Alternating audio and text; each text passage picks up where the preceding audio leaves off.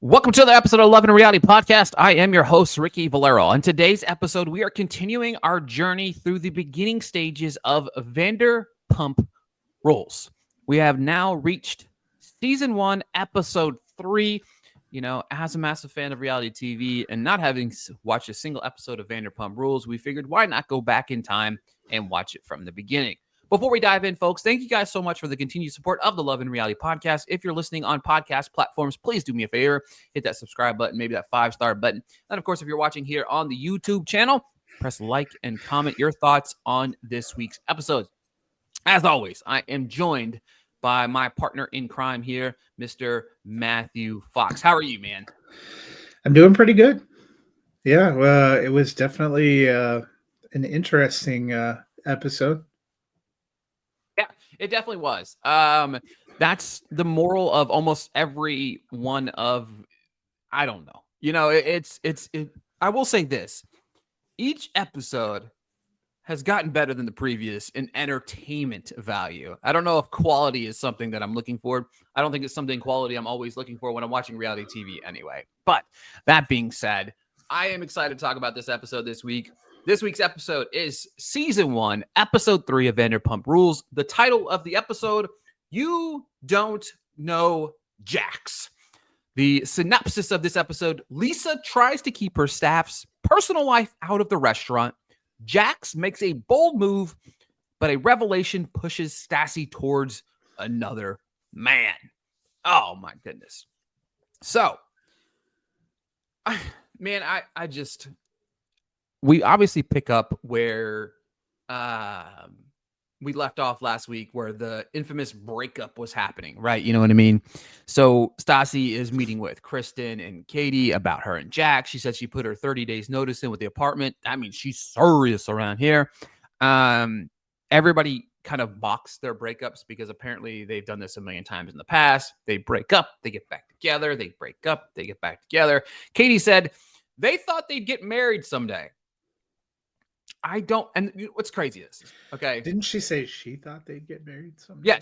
Yeah, Katie said she thought Stassi and Jax would get married one day, which I don't know. We're only 3 episodes in, okay? They've been dating for 2.5 years, and apparently all they do is fight. How do you foresee that leading to marriage? I don't know. People, when you have people that have the chemistry of 2 pieces of painted cardboard touching, how could you not expect that to be a lasting relationship? I guess so. You know what I mean? And then, of course, on the flip side, you know, Stassi is mad because everybody's taking Jax's side. She lays down the law saying she's not happy. In this argument, I will say this. I think I was team Stassi when it comes to, hey, guys, I'm telling you about what is going on with my relationship. But then again, it's kind of like I'm team Stassi, but I'm also unsure because I'm confused about whose side that Katie and Kristen are on. They say they're on Stassi's side, but they defend Jax a lot. So it's like, I think they're like in the middle, but like in this type of situation, I think you get yourself out of the middle or you lean one side or the other. It's like, but then also they're on the flip side of they always get back together. So what does it matter? You know what it reminds me of? There's a scene in The Big Bang Theory where Sheldon pitches a fit to Leonard and screams, "Why don't you ever take my side?" And Leonard screams back, "Because I can never understand your side." I had empathy for those girls. I don't know how you could be on Stassi's side because her arguments and her logic and her actions veer from confounding to petty. And that's about all we really ever get. You know, I'm sure there were logical reasons for just completely ending the relationship with Jax, but honestly, nothing we saw in their public gatherings in episode 2 justified that kind of 4-alarm response other than her own pettiness. So, you know, sometimes shows are not edited in a way that present everybody equally or fairly. I did, you know, on the positive side, we've mentioned before, are we ever going to see these people do something outside of working at SUR, since they all supposedly have these other jobs? And we do actually see a couple of them go on a modeling train. And, you know, it kind of, Stassi spends the beginning part like, you don't have sympathy for me. Why are you not rallying behind me? Why are you not protecting me? And then goes on this modeling outing and proceeds to drag her friend Kristen against her will into things she doesn't want to be a part of in terms Exactly. of learning about Tom. And I'm like, okay, this is why no one has sympathy for you, because Stirring the pot for other people's relationships. I mean, you're literally jamming her up for no reason.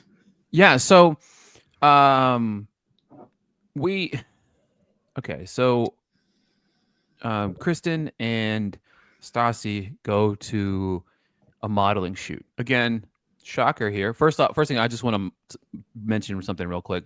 We have another episode where somebody's working and Lisa tells them to go do something else. Hilarious. And then this I think her name's Natalie. I think it's Natalie, but is struggling to make a schedule. Staff changes their schedule without having anyone covering it, which is hilarious. Normally, you settle that by just firing people, but not here. Which honestly did lead to an all-time banger of a quote where Yes, the scheduling yes, manager says yes, we have too many people, and she says we have a lot of people here not necessarily working. And honestly, that has been my frustrating observation. Once again, too, we had another episode where one person who actually looks like they are working yeah. and accomplishing something gets Mm-hmm. dragged by Lisa for Doing their job. Yeah, when she walks in the door at the middle part of the first part of this episode, this person's like literally answering phones, and she's like, "What are you answering phones for?" That's like, I guess it's not her job, but somebody's got to do it. Apparently, you know what I mean. Yeah, You want people to show up at the then the restaurant. phone proceeds to ring off. Yeah, off the fucking hook. So, all right, now we go to this modeling gig, right? This modeling shoot. What I like to call it, obviously, we come from this sports background here. We like sports. I'm calling it model gate. We're model gate here. Not to be mentioned anywhere near Deflate Gate, but I think this could be on the same realm of controversy. You know what I mean? We had Deflate Gate, model gate. We're all talking about gates being altered here, but so they arrive at this photo shoot and they're just bitching. Well, first off, these ladies just nitpick, right? They nitpick about anybody but themselves, which is no wonder why it's hard for me to find a reason to like any of especially Stassi. I don't know if I could ever like Stassi in this show, but I could be wrong. There's been better comebacks in our time, but they're looking over at these girls and they believe that Tom used to live with these twin girls. Okay. So he did live with these twin girls, but apparently he slept with one of the twin girls. And now one of these twin girls is on the set with them at this modeling shoot. So instead of being, I don't know, mature adults thinking, this was a couple years ago. What does it matter? Right? What does it matter? He did it years ago. We weren't together, etc., etc. As you mentioned, Stassi's like, no, let me get this shovel. Let me bury you 10 feet over here. You know what I mean? Let me stir the pot. Let me get the big old, stirring pot. Let me get this big old bowl of chili brewing for you. And decides, you need to confront. Not only does to Kristen's credit, she was like, no, I don't know if I really want to say anything. What does Stassi do here, Matt? What does Stassi do? Tell us, tell everybody at home what we already know, but tell them what she did. I think it's even stronger than that. Kristen pretty much didn't want to talk about it, didn't want to engage about it, didn't want to have anything to do with it while they're on the job. And Stassi tells her, you've got to, I'm going to go ask her. And then essentially out in the middle of everyone, ask her if she It wasn't slept with even in Tom private. Sandoval. Yeah, not even in private. Kind of knowing it. See, this is why, like, we begin the episode with her pleading for understanding and why can't you be on my side? And then she just lays her friend out. I guess maybe they're not friends. Or with friends like that, do you even need enemies? I don't even know, man. I can't, like, it just shocked me that she just announced this to the entire, like, Which everybody then on in set. turn sets Kristen off on an existential crisis that leads her to, while she's working, go and give Tom a hard time about it. And then Tom gets in trouble. The Tom next gets in day, when trouble. he's actually working, actually working. Yeah, actually. So, all right. So let's set the scene. Obviously, Tom, Jax, and I forget who else. A couple of the guys are sitting there. No, Also, Tom. how It's many Tom. Tom. bartenders do they need at I this don't know. We place? have Because Tom. I Tom. feel like there's like 5 people that have now been announced as bartenders. Tom times 2. Jax, and we're sitting there having a little bit of a lunch. Maybe a midday drink. Can I And ask you a then quick question about this? This yes. insanely bothered me, unless this is like a contrivance of producers, which it probably is. If you work somewhere during No. your off time, do you just No. go there as a light hang? Also, this restaurant appears to be quite expensive. Yes. They talk about, can I get enough shifts to even cover my rent? Yes. Why would they be going there? That's made no sense. Yeah, that part of me, I agree with you. I wrote that down too. I'm like, how are you affording these drinks, but you can't afford to pay your rent? You know what I Or mean? why would you go to your place of employment Yeah. just for a light hang? Yeah. And so as they're sitting there having a conversation, the boys just want, they're trying to let's pep up Jax. You know what I mean? Jax is just sad panda. And Tom, we're sitting there, and then Kristen just arrives. She comes in hot. And I've never, again, Tom Sandoval probably ends up being a big douchebag at some point in life. And we understand that. But right now, Tom Sandoval is not a big douchebag yet of what we've seen so far, outside of maybe he just likes his makeup a certain way and he likes his hairspray a certain way. And, whatever, teach his own. For me here, he is the most uncomfortable I think I've ever seen a man in my entire life. He is just like, oh my God. Well, because when you're hanging out with your colleagues / friends at your place of employment during your off time, the first thing you want to do is talk to your current girlfriend about any past conquests you've had. Exactly. And then on top of that, it's not like he cheated on her with this girl, right?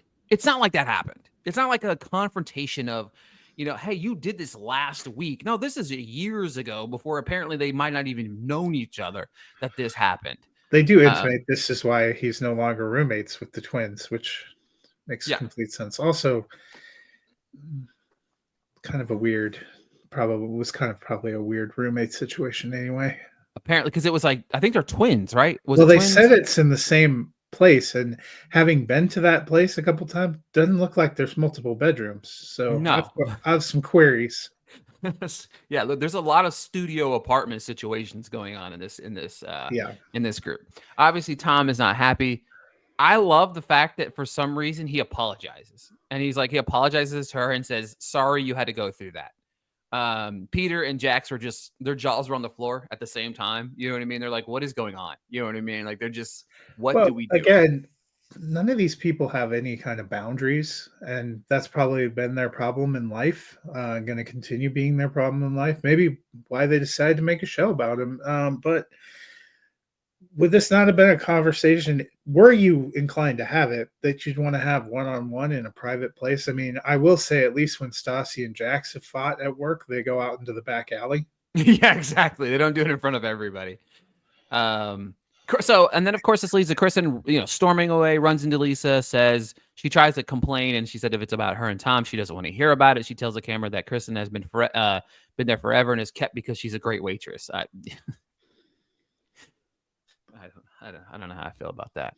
All right, so they just want young model-looking women that don't wear bras to be the waiters, and then all the men just crowd around and make drinks. Apparently, this is why they have, what do they say, is like 60 people on. Oh, exactly. All right, so now here's the follow-up, right? So this is the next drama that we get into. We got a Stassi love triangle.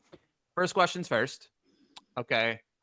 We're all about rebounds. Do what you want to do. Rebound, sex is a thing. It happens. My question is this. All right. First things first. Frank, you sly little devil. You know what I mean? He is a sly little guy. Based on Lisa coming down on men, how does Frank not get fired in the next episode? Because he's clearly stirring the pot. Well, actively trying to make the situation worse. 10 times There's worse. no other.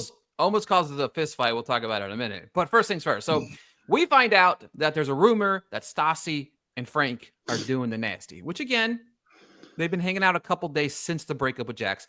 I need to know a timeline. I wish we had a map. I wish we had like this day happened. This is when the breakup happened. How many days between Stassi and Frank? My problem was it. I thought Frank was just kind of like a rebound. I need to settle into my life. I'm trying to get over Jack's sleep thing. But it was more than that as we start to unfold. It's like, I really like him. I'm like, wait a minute, pause, timeout, flag on the field, the 15-yard penalty of confusion. Because to me, it felt like a rebound, but then we find out it's more than a rebound. And it's been like, again, I don't have an exact time frame of the breakup to the actual, them talking, but she was like contemplating by the end of this episode of like, I think I want to be with Frank, or I'm not sure if I want to go back to Jack. So I was like, a serious enough to have that conversation. Well, and also at the beginning, she said she's unequivocally done with Jax, and yet spends a little time contemplating whether they should get back together, which is pretty much what her friends said. This isn't going to last. We've seen you go through this before. No, I'm real serious this time for what, maybe 5 minutes. And I'm with you. Is this all taking place in the span of a couple of days? Because you see Frank like being a sounding board for Jax after they're shipped. Also, what restaurant in the world allows you to go off shift and just walk around the bar and pull straight up? I want to see the books at SUR. What is this affront for? Also, she said she and her husband do everything on their own and never have partners, but we know she already has one partner in this, and then she introduced that other lady at the beginning as a partner. Like, how many we never have partners do you have at this? It's crazy. And I think that I don't know if it's too late in time, but Matt and I would love to see the books. We would love to go back to 2013 or 2012 when this was shot. And then God knows for how long we watched this. But like, we want to go back and see the books. We want to see what was brought in, what was, out. You know what I'm saying? But all right. So everything is planned to have the big night at the Super Club. Is that supper club? Maybe supper club. Everyone's partying. Looks like it's an event that takes place at another club. That was confusing. I've seen this club used 1,000 times before, and obviously I'm in the reality TV world, but I think I've seen this place used a lot still to this day. So I do think it's a poppin' club for people, and there's a lot of people in there. Looks like something that I would not want to do at my age now. But all right, so we see Stassi and Frank. And she says she's trying to figure herself out. Frank is trying to slide into the DMs. You know what I mean? I don't know what it wasn't DMs back in the day, but they're DMs now. And then we see the two on the dance floor, hot and heavy. Lots of petting, lots of kissing, lots of making out. Frank gets drunk, and then Stassi gets mad. If she wanted to be with an overgrown frat boy, she would have stayed with Jax. I mean, you work with Frank. Frank's been around for a long time. We know what Frank is. Frank, again, he saw his opportunity. He saw his opportunity way before we thought he did. You know what I mean? Because he was at the bar with Jax and getting the lowdown on what she does or doesn't like. And then, of course, what better way to cause drama than have Jax arrive at the bar, at the party, and start to break down that he is just having the hardest time being without her. He said he will do whatever it takes. And he knows deep down inside that she loves him.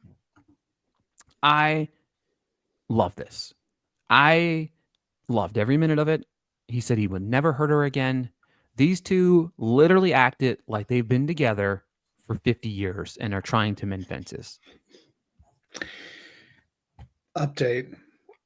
Because I was curious, I did just look up the restaurant. It's like $22 for a wedge salad. So I guess I do know how they're. It was like $86 for a steak and then $22 for a side of mashed potatoes. Drinks look like they're an average of 22. Like I mean, I guess that's how they're still in business. They also look like they keep bankers hours at night on Tuesday through Sunday. So I was like, is this still a real place? And it definitely has. You Does she can look still up own it? SUR LA. I assume so because the show's actually still going. Because I was looking at it, but and maybe people are going for the novelty. Might have perked up their business, but Yep, uh, she still owns SUR. SUR is a restaurant lounge. going Yeah. going back to the entire thing was preposterous. Um, and then the asides with Jax when he's like, yeah, if I was Frank, I'd be mad too because I just I walked in there, whispered a few words, and she went home with me. And I'm like, well, okay. Um, and then that leads to Frank coming back the next day. Oh, hold on. I just want to say one thing I thought was funny before you do that. Frank says to Jax, "I heard you were on the prowl," and I about lost it. I could not have been more happy. And then Jax followed us up with the line to the camera. I'd be pissed if I was Frank too. I walked in and went home with your girl, which is weird because like what? And then now, sorry, go back to what now. Frank is now in the midst of stirring the pot. Yeah, and then comes back and launches this story about Jax having gotten a girl pregnant in Las Vegas. Well, apparently Jax and Tom were on a modeling shoot and could not respond. She's just having like some drunk off at her house, and that's when her girlfriends arrive and seem very suspicious of this whole thing. I also was suspicious of a lot of this, and that leads to potentially a breakup. And at the end, you get Tom and Jax, and all this stuff's strewn about. She let herself out, and they're picking. He's like, I'm just gonna grab one simple bag and take it overnight.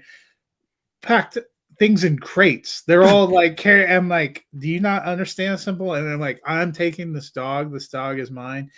And that leads to this was an episode with all-time bangers of quotes. This And might this be the time greatest it's line ever. Tom. What doesn't kill you makes you stronger. Like radiation. Madame Curie begs to differ. I mean, anyone who's going through cancer treatment would probably have switched off. I mean, unless you were looking for an all-time distraction, you're not watching this anyway. You got more things going on in your life, but it was quite a back to. I watched this episode on Thursday and then later saw The Traitors, and I am heartened to know that though a decade and a half have passed, Tom Sandoval remains intact. He still has some incredible As quite the one-liners. wordsmith. He has incredible one-liners, though. Yeah, from Lisa's observation that she's well aware that no one actually works at her restaurant where they work, to Tom talking about how radiation makes you stronger. Yeah, and it's crazy to me that Katie and Kristen came to the solution of saying Frank told you this. Like they only ones with common sense here. But they had no qualms drinking his like $700 worth of Cristal champagne. Yeah, she's like, why didn't you say this if you had known it for 2 months? Which is again, and then Stassi's like, I know this is the truth. Well, then Frank tried to play off, well, we're good friends. No, you ain't. No, you're trying to get you some after the night of being embarrassed in the club. You know what I mean?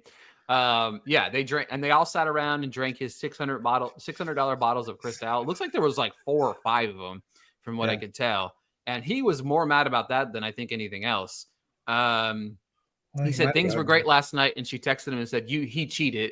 Tom said he knows Jax knows he's telling the truth. And Jax says, asked to stay with Tom for a couple days. Did you watch the previews for the upcoming episode? I didn't this time. So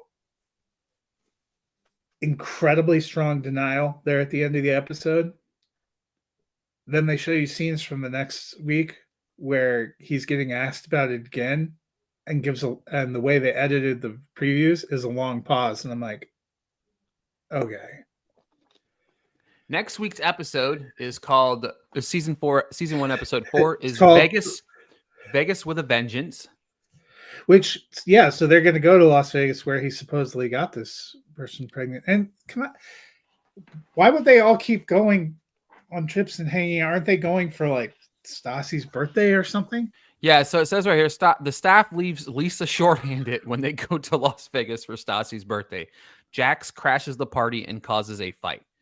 Funny enough, that episode aired on January 18th of 2013. Like, we're almost like about to be on the fence here of like matching up our weekly dates of the show with what, with the time frame we're in. You know what I mean? So, yeah.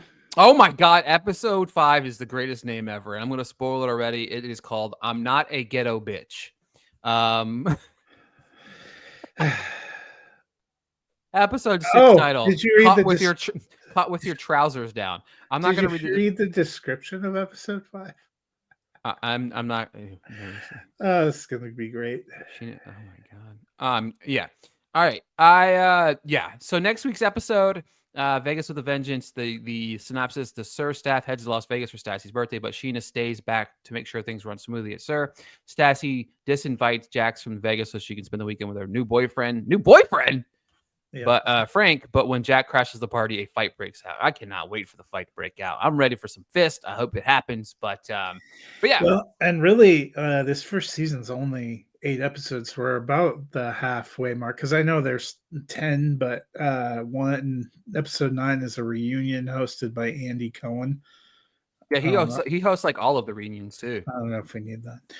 And then there's Reunion Secrets, episode 10.